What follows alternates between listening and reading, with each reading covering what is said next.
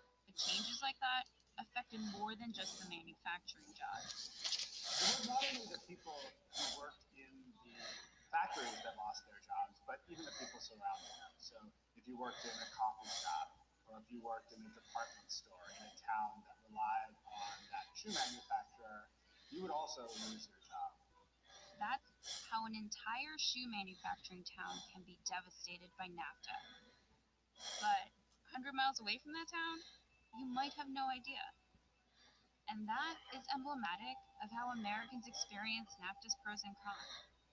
The pros were spread around, a little bit of benefit to a lot of people. Whether you're in Texas or you're in Washington State or Massachusetts, you can now get shoes cheaper as a result of the products that were made in Mexico. You might be able to get avocados year round. And most Americans probably didn't even notice those changes. Who really thinks about NAFTA every time they pick up an avocado at the grocery store? But the cons of NAFTA were concentrated. For a relatively small group of people, the pain was deep. And it was deepest in the American South. The people who will definitely notice are the people who lose their jobs. And that is the question at the core of NAFTA.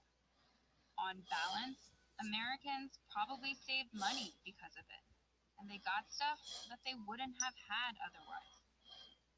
And some people lost their jobs. Was it worth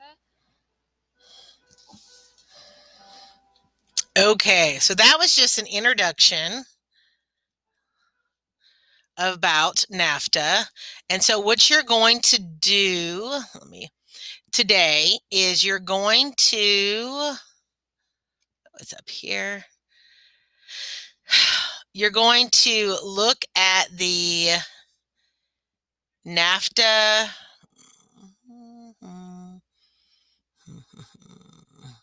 Here we go. So you're going to read this article, The Ups and Downs of NAFTA. And it's just an article that kind of goes over some of the things that we watched a minute ago. And then you're going to do the pros and cons student chart. So the pros and cons student chart are the pros and cons of NAFTA. And so you'll go ahead and do that, and then you'll submit it to your teacher. After you do that, there is the USMCA versus NAFTA explained with a toy car video. And so you can see from that, NAFTA has kind of been changed a little bit, and now it's the USMCA. And so you'll watch that. So that is what you'll do for social studies today.